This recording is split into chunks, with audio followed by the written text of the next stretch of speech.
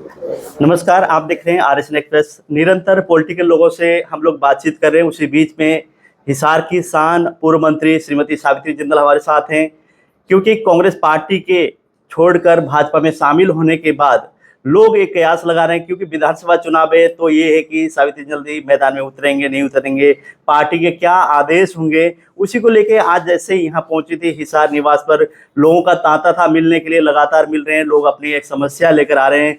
क्योंकि ये दरबार ऐसा था, हमेशा लोग अपने समस्या लेकर आते थे और उनका समाधान यहाँ पे होता था। पहले किन्हीं परिस्थितियों में मैदान में उतरना पड़ा और चुनाव जीती, उसके बाद मंत्री भी बनी। फिर अगली बार ये था कि जो पहला कार्यकाल था उसमें कई बार समझ नहीं पाती, ज्ञान इतना नहीं होता, क्योंकि पहली बार चुनाव में उतरी थी और एक तरह से ये परिस्थिति के अनुसार उन्होंने काम भी किया।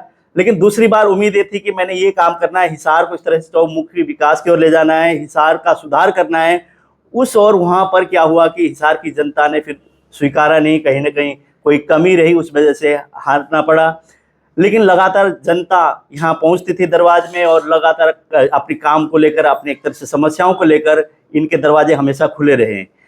अब बात करते हैं कि हरियाणा के विधानसभा चुनाव होने, उसको लेकर अलग अलग लोग कह रहे हैं कि जिंदल परिवार का क्या रहेगा, क्या होगा, मैदान में आएंगे नहीं आएंगे, क्या है। लेकिन पार्टी के ऊपर निर्भर करेगा, कि भारतीय जनता पार्टी का ऐसा है कि कोई स्वयं वो नहीं करते, ऊपर का नेतृत्व का फैसला होता है। लेकिन हम फिर भी जानेंगे, मैडम से बात करेंगे, दो चार सवाल होंगे उस पर। मैडम नमस्कार। नमस्कार जी। जैसे कि लगातार पहले आप एक तरह से राजनीति में विपरीत परिस्थितियों में आना पड़ा और मंत्री आप रहीं, सपने क्या थे जब आप मंत्री थी उस टाइम, किस तरह के विचार थे आपके कि क्या मैं हिसार के लिए करूंगी? देखिए, सबसे बड़ी बात तो यही थी कि हिसार के अंदर जो भी लोगों की समस्याएं थी उनको मैं दूर करना चाहती थी। हिसार को बहुत सुंदर भी बनाना चाहती थी कि किसी को कोई समस्या ना रहे, क्योंकि यहाँ पर बारिश के दिनों में जल भराव हो जाता था जी। सीवरेज की समस्या थी, तो काफ़ी पानी की समस्या थी, पानी नहीं आता था, पीने का पानी नहीं था। काफ़ी हद तक मैंने कोशिश भी की पीने के पानी की, मतलब सब जगह पाइपलाइन डलवा दी थी, पानी सब जगह आने लगा था। और सीवरेज व्यवस्था भी हमने काफ़ी जगह दुरुस्त करवाई थी। तो लेकिन दूसरी बार मैंने काम करवाया और तीसरी बार जब मैं चुनाव लड़ी इसमें 2014 में, तब लोगों ने मुझे कहा कि आप घर बैठ जाओ। मैं घर बैठ गई थी जी। तो उसके बावजूद भी लगातार दरवाजा खुले, लोग आते हैं समस्या लेकर। के लोग मेरा अपना परिवार हैं, सभी लोग मेरे अपने हैं, तो इनकी कोई भी समस्या है अगर मैं उसको दूर कर सकी तो मुझे बहुत खुशी होती है, मुझे बहुत अच्छा लगता है। क्योंकि अगर अपने परिवार के किसी भी सदस्य का कोई काम हो और उसको आदमी उसको ठीक कर सकता है तो उसे बहुत खुशी होती है। तो मुझे भी बहुत खुशी होती है जी कि मैं अपने परिवार के किसी सदस्य का कोई काम कर सकी। तो जैसे कि कुरुक्षेत्र की हम बात करते हैं कि हालांकि नवीन जिंदल जी 10 साल से वहाँ आना जाना कम था, गए नहीं थे। उसके बाद ये था कि परिस्थिति पता नहीं हारेंगे जीतेंगे इस तरह की थी, लेकिन लास्ट में अंतिम में आगे नवीन जी वहाँ से विजयी हुए। तो कुरुक्षेत्र की जनता से आप मुलाकात करके आए, कुरुक्षेत्र जनता अभी फिलहाल किस तरह की बातें करे, किस तरह के विकास हो चाहते हैं वहाँ?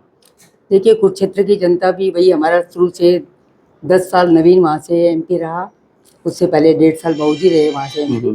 जिंदल साहब ने चुनाव लड़ा था, पहला चुनाव जी, उसके बाद 2 बार नवीन ने लड़ा, तो तीनों बार लोगों ने, मतलब नवीन अब जब 10 साल के बाद गया तो लोगों ने सबने कहा कि ठीक है नवीन आया है तो हम नवीन का साथ देंगे। और क्योंकि नवीन ने उस समय भी काम करवाए थे, लोगों की समस्याओं को सुना था, लोगों के लिए काम भी किए थे, तो उन्हीं कामों को देखते हुए लोग याद भी कर रहे थे कि नवीन आए तो हमारे फिर से काम करेगा, हमारी समस्याओं को सुनेगा और उसका निदान भी करेगा जी। तो इसीलिए लोग सारे के सारे कुछ लोग जुड़े हुए थे और सबको बहुत अच्छा लगा कि नवीन फिर से गया उनके बीच में, तो लोगों ने अपना प्यार और आशीर्वाद दिया और आपके बीच में जिता कर भेजा जी।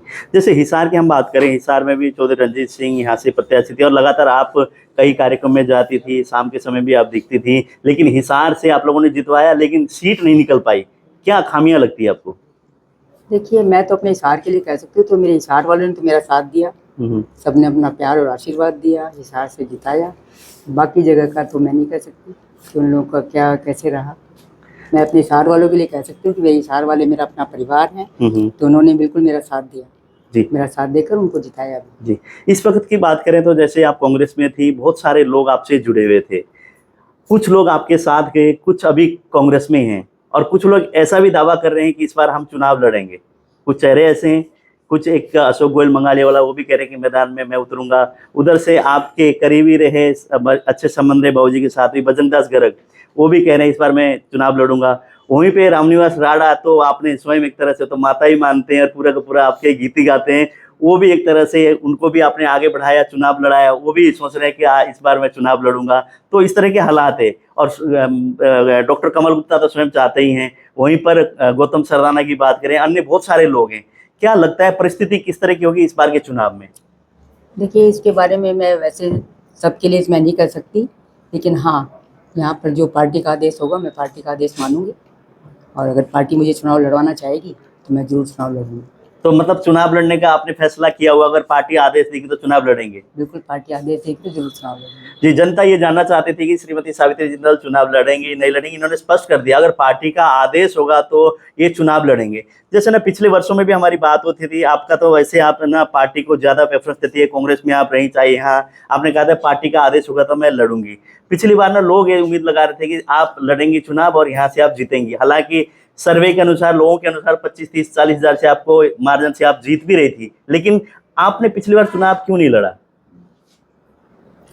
नहीं, पिछली बार तो असल में मैं कांग्रेस पार्टी का लग रहा था कि अब क्या ठीक नहीं रहेगा, बीजेपी का अच्छा रहेगा, तो इस वजह से नहीं लड़ी थी। और अब क्या पार्टी लेकिन जनता का फीडबैक तो बहुत अच्छा आया था आपके पास। जनता का फीडबैक अभी भी अच्छा है, जनता मेरे साथ है, और जिस तरह से जो पार्टी का आदेश होगा मैं वही काम करूँगी।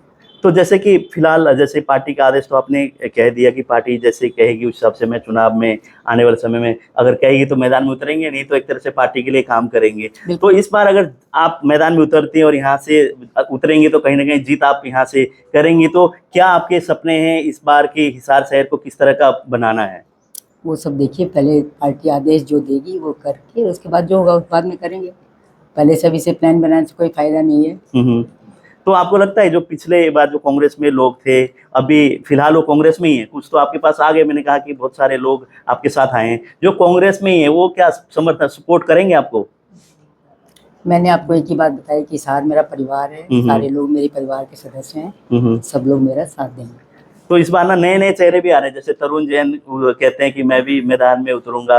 उधर से हनुमान एरन पिछली बार यहाँ आए थे, फिर चले गए, फिर आए, इस तरह का परिस्थिति वो भी रही। तो ये सारे के सारे युवा भी हैं बहुत सारे जो मैदान में उतरने के लिए। देखिए, सबका मन करता है, तो जो जिसका मन करेगा, जो जैसे करेगा कर लेगा। मैं तो अपनी पार्टी का जो आदेश होगा, पार्टी के आदेश को मानूंगी और उनके हिसाब से काम करूँगी। नहीं, पक्का आपका मन तो ये है ना कि चुनाव तो मैंने तो लड़ना ही लड़ना है, पार्टी अगर कहेगी तो? हाँ, पार्टी या किंतु परंतु हो सकता है? नहीं, किंतु परंतु की कोई बात नहीं है, पार्टी अगर कहेगी तो बिल्कुल तैयार हूँ। तो आपको ये भी लगता है कि कहीं ना कहीं जैसे भारतीय जनता पार्टी की बात करें, परिवारवाद की राजनीति की बात करते हैं, वहीं पे नवीन जी वहां से सांसद हैं और यहाँ से आपको विधायक का टिकट दे पाएंगे बीजेपी? नहीं दे पाएंगे तो मैं अपना काम करूंगी पार्टी के लिए। भारतीय जनता पार्टी के जैसे कल मेरा एक बड़ा परिवार हो गया है, मैं अपने परिवार के लिए काम करूंगी। जैसे प्रदेश के प्रभारी सतीश पुनिया जी भी आए थे कल, उन्होंने कहा था कि जो जिताऊ कैंडिडेट होगा उसको हम लोग टिकट देंगे। तो जिताऊ में तो कोई कसर मुझे लगता नहीं आपका? नहीं, उसके अंदर देखिए पार्टी को देखना है, वो लोग देख के जो विचार करेंगे, जो उनका आदेश होगा वही मैं मानूंगा। तो लगातार अब रूटीन आपका रहेगा हिसार में आना और लोगों से मुलाकात करने का? हिसार तो मैं बराबर आती रहती हूँ, आपको पता ही है, मैं आके मिलती रहती हूँ अपने लोगों से, और इसी तरह से मिलती रहूंगी। तो जनता से किस तरह की आप अपील करेंगे, क्या कहना चाहेंगे हिसार की जनता से आप?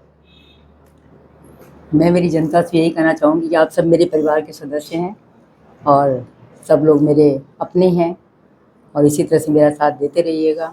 मैं भी आपके साथ हूँ और आप सब मेरा साथ, हर बार जब भी मैं आप लोगों को बुलाती हूँ या आप लोगों से मिलती हूँ, मुझे कोई भी काम होता है तो आप लोग मेरा बिल्कुल साथ देते हैं। तो इसी तरह से आप हर बार साथ देते रहिएगा। आप सबका बहुत बहुत धन्यवाद। जी, जैसे हमने बातचीत की, अब इन्होंने कहा कि मैं चुनाव लड़ूंगी।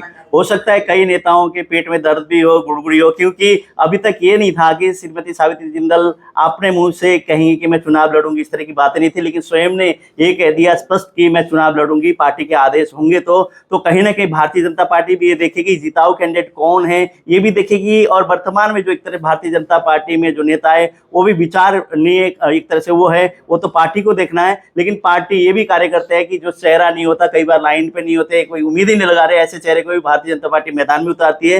लेकिन श्रीमती सावित्री जिंदल ये कहती है पार्टी के जो आदेश होगा उस हिसाब से मैं तैयार हूं मैदान में उतरने के लिए, निरंतर जनता के बीच हूं, आगे भविष्य में भी मैं रहूंगी।